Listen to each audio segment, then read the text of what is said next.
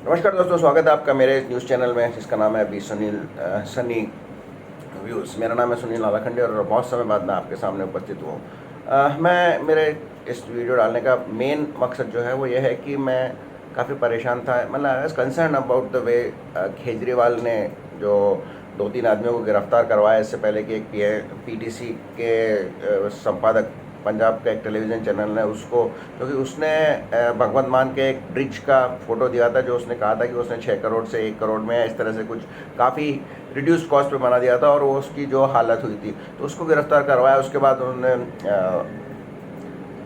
कुमार विश्वास पे एफआईआर दर्ज करवाई, अलका लामा पे करवाई और फाइनली वो तेजेंद्र सिंह बग्गा को एक बार गिरफ्तार करने में या दिल्ली से उसके घर से उठाने में ले जाने में सफल हो गए। इस घटना में एक नया मोड़ है भारतीय राजनीति में। और ऐसा पहले, इससे पहले बीजेपी ने भी किया था। बीजेपी ने जो एक एमएलए थे बैकवर्ड क्लास के दलित एमएलए, उसको भी एक गिरफ्तार करवाया था असम पुलिस ने और फिर बाद में उसको छोड़ दिया था। लेकिन जैसे ही वो वापस आए उनको एक गुजरात में खुद ही 3 महीने या 3 हफ्ते की सज़ा किसी और कोर्ट में किसी अन्य केस में कर दी। तो ये राजनीतिक पैतरेबाजी का एक डिफरेंट एंगल है जो कि बहुत खतरनाक हो सकता है। राजस्थान से भी ऐसा ही किया अशोक गहलोत ने, जो अमन चोपड़ा जो कि फ़िलहाल टीवी 18 पे और पहले, इससे पहले जी न्यूज़ पे थे, उनको भी दंगे भड़काने के स्वरूप में कोई न्यूज़ आइटम देने के बारे में उनको भी गिरफ्तार करने के लिए राजस्थान पुलिस भेजी।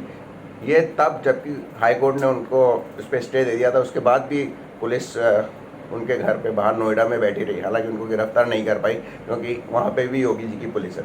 दिल्ली की जो घटना थी इसमें तेजेंद्रपाल सिंह बग्गा को पंजाब पुलिस में प्लेन क्लॉथ में आई और कुछ लोग प्लेन क्लॉथ में थे, उन्होंने वहाँ पे उनके धक्का मुक्की की, उनके पिताजी के साथ भी कुछ हाथापाई की। उसके बाद वो उनको पकड़ के ले गई और तुरंत इस पर उन्होंने एफआईआर करवाई एक दिल्ली की निकटवर्ती थाने में और मजिस्ट्रेट से एक सर्च वारंट लेकर उनको पंजाब पुलिस, चूँकि पंजाब में भी बीजेपी की गवर्नमेंट है, उससे उनको रिकॉल लिया और यहाँ तक कि शायद केसेस भी चले हैं। पंजाब पुलिस के कुछ लोग गिरफ्तार भी किए गए। तो इसमें बहुत सच्ची सीधी बात है कि तेजेंद्र बग्गा, ये कोई ऐसा नहीं है कि एक अचानक हुआ कि पुलिस आई उनको पकड़ के ले गई और फिर उनके पिताजी ने उन पर एफआईआर दर्ज की और हरियाणा पुलिस ने रोक लिया।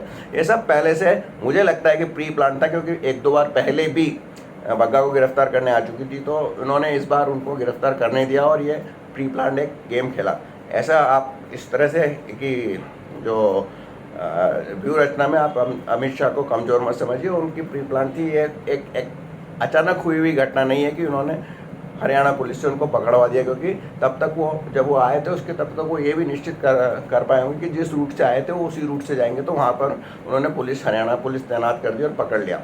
खैर, इससे आम आदमी पार्टी को क्या फ़ायदा होगा ये तो मुझे मालूम नहीं, लेकिन ये जो अरविंद केजरीवाल के इस तरह की, वो भारत के किसी भी कोने से किसी को भी उठा लाएंगे जो उसको उसकी आलोचना करता है, उसको एक जो मुहिम था इस तरह का, उस पर एक धक्का लगा है। हालांकि अरविंद केजरीवाल जो कहते हैं कि करप्शन के खिलाफ है और उनकी जो इंडिया अगेंस्ट करप्शन से ही उनका जो शुरुआत चालू हुई थी वो नहीं है। उन्होंने कल या कुछ दिन पहले सारे समाचार पत्रों में एक फुल पेज का, फ्रंट पेज का एडवर्टाइजमेंट दिया जिसमें पंजाब के बजट के लिए उन लोगों से सुझाव मांगे गए थे कि जो कि पंजाब में बिजनेस करते हैं सारे भारत में। तो इस पर कम से कम फ्यू करोड़ या कुछ एक अनुमान कर लो 40-50 करोड़ भी उनका खर्च हुआ होगा।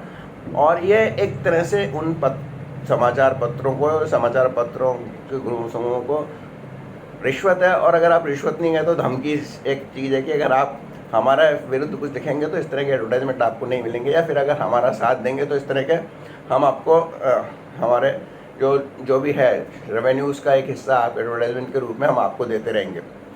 पर जो मोस्ट इम्पॉर्टेंट बात है इसमें, उसमें बीजेपी के लिए ये करना बहुत ज़रूरी हो गया था, क्योंकि जब बंगाल में चुनाव हुए थे और बंगाल की चुनाव के पश्चात हिंसा में काफ़ी हिंदुओं या बीजेपी समर्थकों को बंगाल छोड़ना पड़ा था और बीजेपी फिजिकली वहाँ खड़ी नहीं हो पाई थी।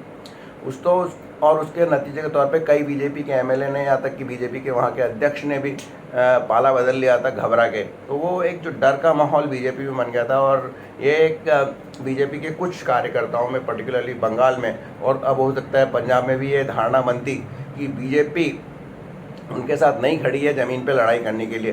तो उसके लिए ये एक डेफिनेटली एक कॉन्फिडेंस बिल्डिंग होगा कि बीजेपी अपने कार्यकर्ताओं के साथ खड़ी है, और ये फिर से पंजाब में नहीं, बंगाल में भी बीजेपी को वापस खड़ा करने में मदद देगा। हालांकि पंजाब में उसी दिन, जिस दिन ये घटना है, उसी दिन अमित शाह वहाँ पर एक जो मोटरसाइकिल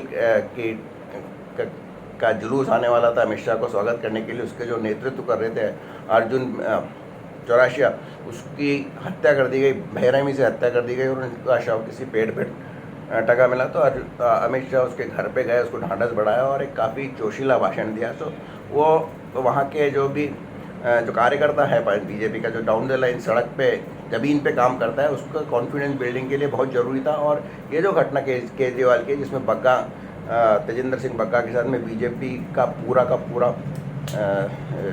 जो मतलब हाई कमांड है या जो भी कहें, वो उनके साथ खड़ा था और उनको गिरफ्तारी से छुड़वा के वापस दिल्ली ले आया। ये एक इम्पॉर्टेंट बात है, और ये बहुत से लोगों ने, शायद बहुत पत्रकारों ने, मेरे को केवल एक ही पत्रकार है सुशांत सिन्हा, जिसने इस बात को उठाया था, इस बात को पॉइंट आउट किया था। तो ये एक बीजेपी की इस तरह से बीजेपी के लिए करना बहुत ज़रूरी था, और इससे बीजेपी के जो ग्राउंड का वर्कर है जिसकी वजह से वो जीतती है। बेसिकली नेता तो डायरेक्शन देते हैं, काम तो ग्राउंड लेवल पे वर्कर ही करता है, कार्यकर्ता ही करता है। उनके कॉन्फिडेंस को बढ़ाने में ये बहुत दूर तक जाएगी। तो ये मेरा टेक है इस घटना पर। आपको ठीक लगा हो तो मेरे शायद इस वीडियो को लाइक कीजिए, और अगर आपने सब्सक्राइब नहीं किया तो सब्सक्राइब अवश्य कीजिए, और अच्छा लगा हो तो अपने दोस्तों के साथ शेयर भी कीजिए। बहुत बहुत धन्यवाद।